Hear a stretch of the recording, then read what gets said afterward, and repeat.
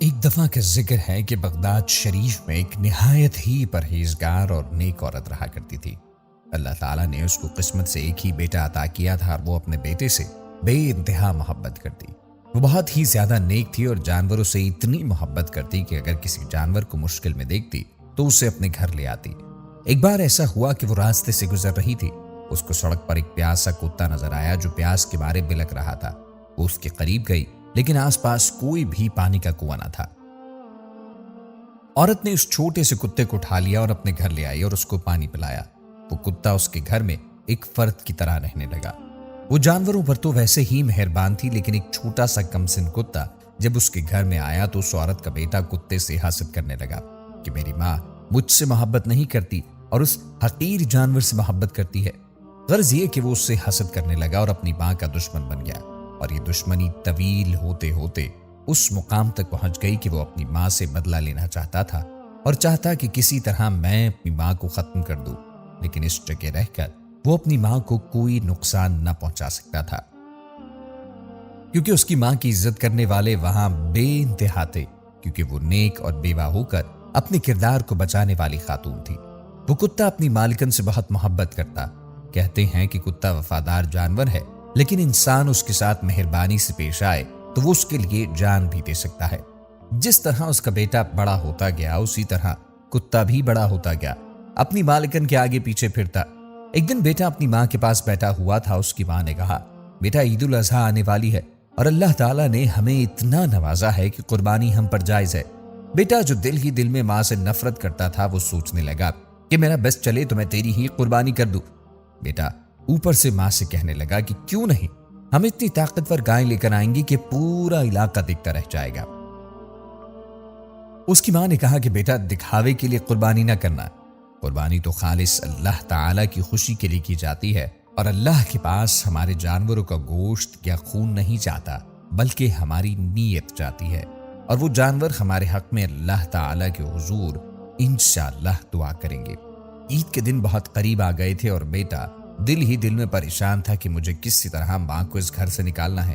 اس کی بیوی نے بجائے اس کو سمجھانے کے کہ تم اپنی ماں کے لیے ایسے گستاخانہ الفاظ استعمال نہ کرو، بلکہ اس کو اور آگ لگا کر کہا کہ میرے پاس ایک ترکیب ہے۔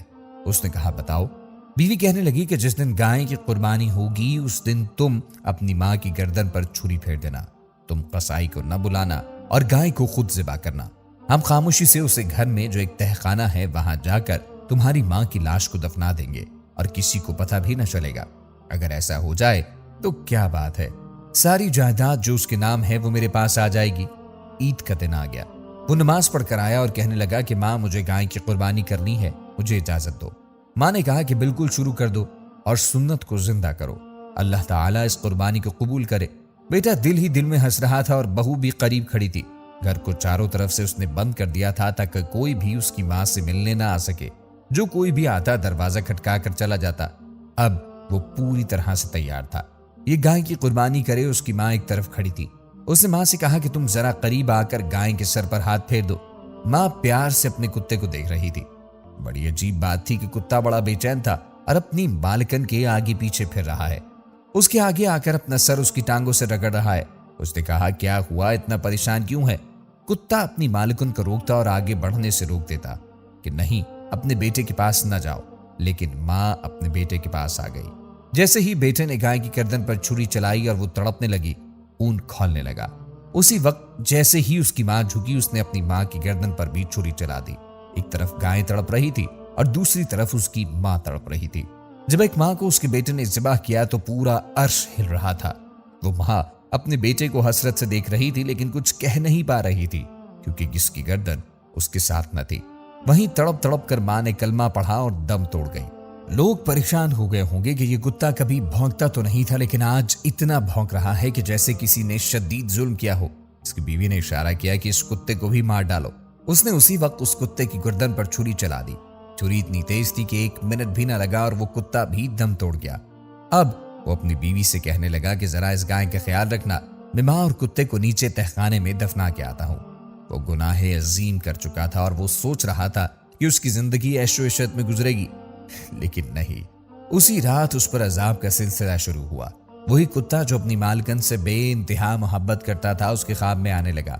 اس کے خواب میں آ کر وہ زور زور سے بھاگتا اور کہتا کہ تم نے اپنی ماں پر جو ظلم کیا ہے تمہیں کبھی اللہ معاف نہیں کرے گا، تیری قربانی قبول نہیں ہوئی، تیری قربانی کو تیرے منہ پر مار دیا گیا ہے۔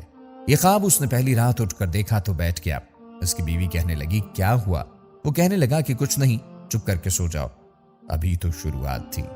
اب جب بھی وہ گوشت کھاتا تو اس میں بھی کتا نظر آتا اور وہی بھونک رہا ہوتا۔ بیٹا پاگل ہونے لگا، وہ اپنا سر پیٹنے لگا، اپنے بال نوچنے لگا، کیونکہ اب وہ کتا اس کا پیچھا نہیں چھوڑ رہا تھا۔ کتا اتنی زور زور سے بھونکتا کہ وہ چلانے لگتا۔ وہ اپنی بیوی سے کہنے لگا کہ دیکھو وہ کتا میرے سامنے کھڑا ہے اور زور زور سے بھونک رہا ہے، نہ جانے وہ کیا کہتا رہتا ہے، میں پاگل ہو جاؤں گا۔ اسی کیفیت میں 6 مہینے گزر گئے تو اس کی بیوی سوچنے لگی کہ میرے شوہر پر آسیب کا سایہ ہو گیا ہے، مجھے کسی عامل کے پاس جانا چاہیے۔ اسی علاقے میں ایک اللہ والا تھا اور وہ عورت اللہ والے کے پاس گئی جو اللہ کے بہت ہی نیک بندہ تھا اور بہت کچھ جانتا تھا۔ جیسے ہی وہ اپنے شوہر کو لے کر اس اللہ والے کے پاس گئے تو اس نے کہا اس کو لے کر باہر چلی جاؤ، اندر اس کو مت لانا، اس کے قدم اس پاک جگہ پر نہیں پڑنے چاہیے، تم دونوں شیطان ہو اور یہیں باہر کھڑے رہو۔ اللہ والے کہنے لگے تمہارے ساتھ جو مسئلہ ہے وہ میں سمجھ گیا ہوں، لیکن اس عمل کے لیے تمہارے گھر جانا پڑے گا۔ عورت کہنے لگی حضرت وہاں کیوں جانا پڑے گا؟ اللہ والے کہنے لگی کہ جنات آپ کے گھر میں ہے اسی لیے وہاں جانا پڑے گا۔ عورت بولی ابھی چلیں حضرت، دیر کس بات کی؟ اللہ والے کہنے لگے کہ میری ایک شرط ہے کہ تمہارے محلے میں جتنے بھی لوگ تمہارے شوہر کی ماں کی عزت کرتے تھے ان سب کو بلایا جائے۔ بزرگ کے کہنے پر ان کی شرط کو پورا کیا گیا اور اس آدمی سمیت اس کی بیوی کو گھر لایا گیا۔ بزرگ نے چاروں طرف دیکھا اور کہا گھر تو بہت عالی شان بنایا ہوا ہے، تمہاری ماں کہاں ہے؟ ماں تو خالہ جان کے گھر گئی ہوئی ہیں۔ اچھا تو بلاؤ اپنی ماں کو، ان کی کیا ضرورت ہے، آپ تو میرے شوہر کا علاج کرنے آئے ہیں نا۔ اس کا شوہر پھر چیخنے لگا اور کہنے لگا دیکھو وہ میرے سامنے کھڑا بھونک رہا ہے، وہ مجھے کاٹ لے گا، اس کے لمبے لمبے دانت ہیں، وہ بہت تیز آواز میں بھونک رہا ہے۔ بزرگ نے کہا کہ بلاؤ اپنی خالہ کو۔ اس نے کسی آدمی کو بھیجا اور وہ اس کی خالہ کو بلا لایا۔ خالہ گھر میں آئی اور بہت ہی گھبرائی ہوئی تھی، کہنے لگی کیا ہوا، مجھے کیوں اس حالت میں گھر بلایا گیا ہے؟ بزرگ کہنے لگے کہ یہ بتاؤ کہ اس آدمی کی ماں تمہارے گھر میں ہے کہ نہیں؟ میں نے تو اپنی بہن کو کئی مہینوں سے نہیں دیکھا۔ لوگ اللہ والے سے کہنے لگے کہ یہ کیا بات ہے، یہ خالہ جھوٹ بول رہی ہیں، ماں جی تو ان کے ساتھ تھی، ان کے بیٹے نے تو ہمیں یہی بات بتائی تھی۔ اس وقت تو یہ ہوش و حواس میں تھا لیکن اب بہت ہی بہکی بہکی باتیں کر رہا ہے۔ بزرگ اس کی جانب بڑھے اور کہا گستاخ اب تو بتا اور اپنے منہ سے اگل، ورنہ سچ کہہ رہا ہوں میں تمہارا راز فاش کر دوں گا اور یہ لوگ تجھے زندہ مار دیں گے۔ وہ کہنے لگا کہ میں اپنی ماں سے حسد کرتا تھا، میری ماں نے کتا رکھا ہوا تھا اور وہ مجھ سے زیادہ اس کتے سے محبت کرتی، اسی لیے میں اپنی ماں سے حسد کرتا۔ وہ کتا ہر وقت میری ماں کے آگے پیچھے پھرتا رہتا تھا اور مجھے زہر لگتا تھا، مجھے نفرت تھی ان دونوں سے، اس لیے میں نے قربانی کے دن جب گائے ذبح کی تو میں نے اپنی ماں کی گردن پر بھی چھری پھیر دی اور کتے کی گردن بھی کاٹ ڈالی۔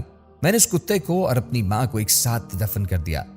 میری ماں ابھی زندہ تھی اور کچھ سانسیں چل رہی تھی، لیکن پھر میں نے اس کو دفن کیا اور پھر ان سب کو کمرے میں لے آیا اور وہاں پر ایک فرش تھا جو تھوڑا سا ابھرا ہوا تھا۔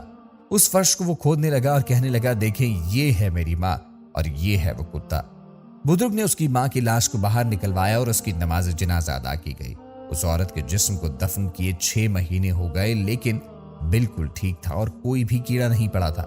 اس کی ماں تو مر کر بھی زندہ تھی لیکن وہ زندہ رہ کر بھی مر چکا تھا۔ اس کے جسم کے حصے گلنے لگے، اس کو ایسی بیماری ہو گئی کہ جس سے اس کا جسم گلنے سڑنے لگا اور اس کی بیوی کے ساتھ بھی ایسا ہی ہوا۔ ایک دن وہ دونوں میاں بیوی تڑپ تڑپ کر عبرت کا نشان بنتے ہوئے مر گئے۔ لوگ آج بھی اس منظر کو یاد کرتے ہیں۔ ایک طرف تو سبحان اللہ کہتے ہیں کہ اس نیک عورت کا جسم بالکل صحیح سلامت تھا اور دوسری طرف استغفر اللہ بھی کہتے ہیں کہ اس کا بیٹا تڑپ تڑپ کر اس دنیا سے گیا۔ اللہ تعالی ہم سب کو ایسے گناہوں سے بچائے، ہم کوئی ایسا عمل نہ کریں کہ جس سے ہماری زندگی عذاب بن جائے۔